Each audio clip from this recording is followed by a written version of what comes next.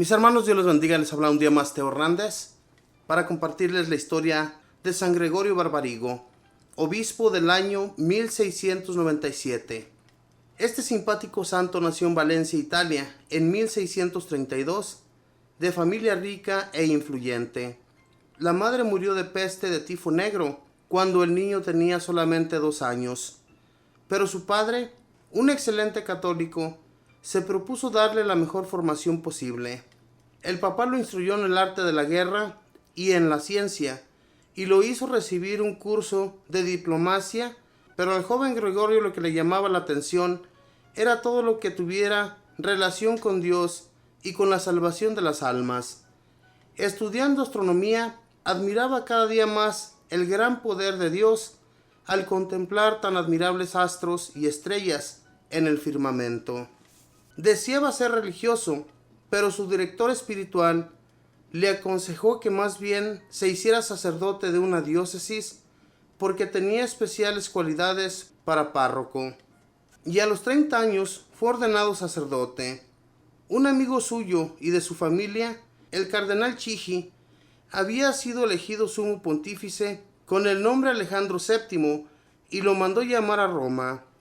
Allá le concedió un nombramiento en el Palacio Pontificio y le confió varios cargos de especial responsabilidad. En ese tiempo llegó a Roma la terrible peste de tifo negro, la que había causado la muerte a su Santa Madre, y el Santo Padre, conociendo la gran caridad de Gregorio, lo nombró presidente de la comisión encargada de atender a los enfermos de tifo. Desde ese momento Gregorio se dedicó por muchas horas cada día a visitar enfermos, enterrar muertos, ayudar viudas y huérfanos y a consolar hogares que habrían quedado en la orfandad. Acabada la peste, el sumo pontífice le ofrece nombrarlo obispo de una diócesis muy importante. El padre Gregorio le pidió que lo deje antes celebrar una misa para saber si Dios quiere que acepte ese cargo. Durante la misa oye un mensaje celestial que le aconseja aceptar el nombramiento y le comunica su aceptación al Santo Padre. Llega a Bérgamo como un sencillo caminante y a los que proponen hacerle una gran fiesta de recibimiento les dice que eso que se iba a gastar en fiestas hay que emplearlo en ayudar a los pobres. Luego él mismo vende todos sus bienes y los reparte entre los necesitados y se propone imitar en todo al gran arzobispo Carlos Borromeo, que vivía dedicado a las almas y a las gentes más abandonadas. En Bérgamo jamás deja de ayudar a quien le pide y los pobres saben que su generosidad es inmensa. Propaga libros religiosos entre el pueblo y recomienda mucho los escritos de San Francisco de Sales. En sus viajes misioneros se hospeda en casas de gentes muy pobres y come con ellos sin despreciar a nadie. Después de pasar el día enseñando catecismo y atendiendo gente muy necesitada, pasa largas horas de la noche en oración. El portero del palacio tiene orden de llamarlo a cualquier hora de la noche, si algún enfermo lo necesita. Y aún entre lluvias y lodazales, a las altas horas de la noche, se va a atender moribundos que lo mandan llamar, y es obispo. El médico le aconseja que no se desgaste tanto visitando enfermos, pero él le responde: ese es mi deber, y no puedo obrar de otra manera. El sumo pontífice lo nombra obispo de una ciudad que está necesitando mucho un obispo santo. Es Padua. Los habitantes de Bérgamo decían: los de Milán tuvieron un obispo santo, que fue San Carlos Borromeo. Nosotros también tuvimos un obispo muy santo, a Gregorio. Qué gran lástima que se lo lleven de aquí. En Padua se encuentra con que los muchachos no saben el catecismo y los mayores no van a misa los domingos.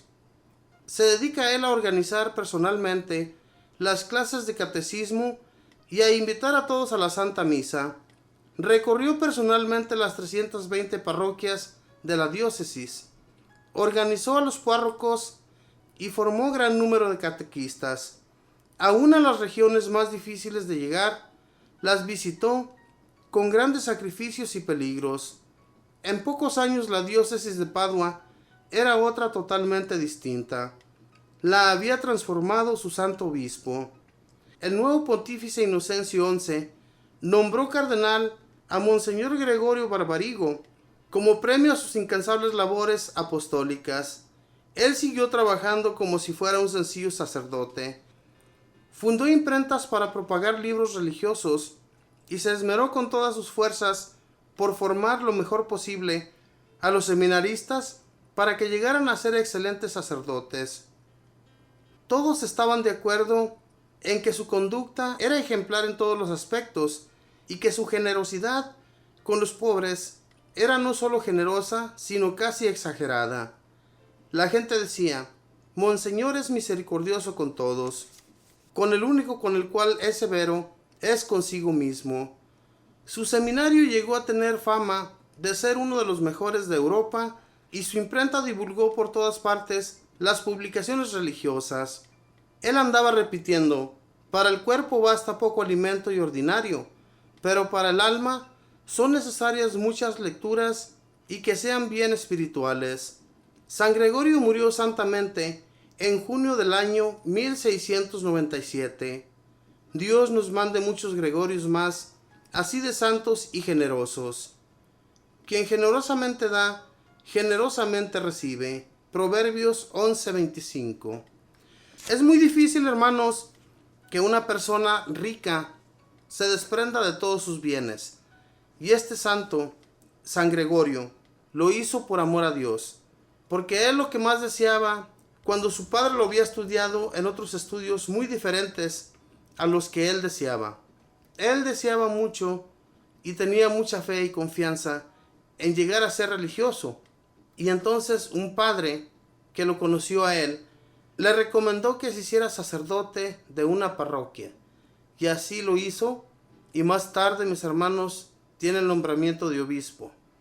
Es algo grandioso que una persona siendo tan rica, teniendo tantos bienes, se desprenda para entregar su amor a Dios, se desprenda de todo lo que tiene y ayude a los pobres y a los más necesitados. Es algo, como dice aquí en la historia de él, exageradísimo, porque las personas que lo conocían, siempre que lo miraban, iban a consultarle para pedirle algo, y él no les negaba nada. ¿Cuántas veces nosotros, verdad, a nuestra persona, hay gente que llega a preguntarnos por un favor, y es favor, ya no quisiéramos que fuera algo regalado, sino un favor, de un préstamo, de lo que fuese? A veces nos negamos a ellos, y Dios, mis hermanos, todo lo ve. Dios nos puso aquí, mis hermanos, para ayudarnos unos con otros, y por eso es que estos hombres, hermanos, llegaron a la santidad. Llegaron estos hombres a ser tan santos, que su deseo que ellos tenían siempre era ayudar a las gentes, y siempre que iban a hacer algo, hacían una oración, y por mucho tiempo, no como nosotros de 5 minutos y ya estuvo. Ellos no. Ellos duraban horas y horas hincados de rodillas, a veces ante el Santísimo, a veces allí en su cuartito, en un lugar donde ellos no tuvieran ruidos ni nada. Eso era lo que ellos hacían, y por eso Dios les escuchaba y les atendía rápidamente, porque Dios sabe que las personas que lo están pidiendo de todo corazón realmente necesitan la ayuda, y por eso Dios siempre les ayudó en todas las necesidades a estos santos, porque continuamente estaban hablando, estaban en contacto con Él.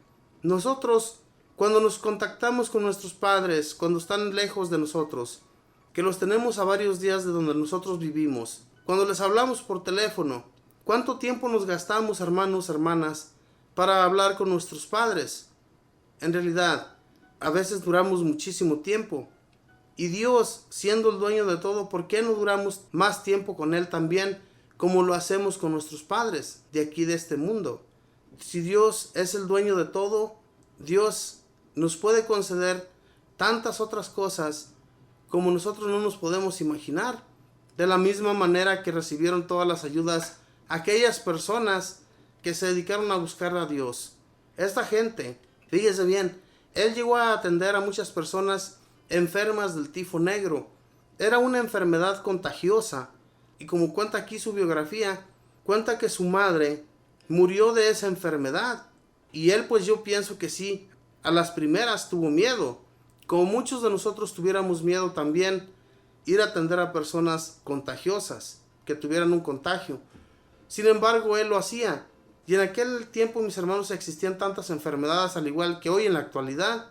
Y en aquel tiempo estaba mucho peor la cosa, porque en esos días no había enfermerías, no había medicinas como las que hay hoy en la actualidad. En aquel tiempo era mucho más difícil para las personas aliviarse de una enfermedad. Sin embargo, Dios, mis hermanos, provee todo y provee a las personas para que les den cuidado a esos enfermos.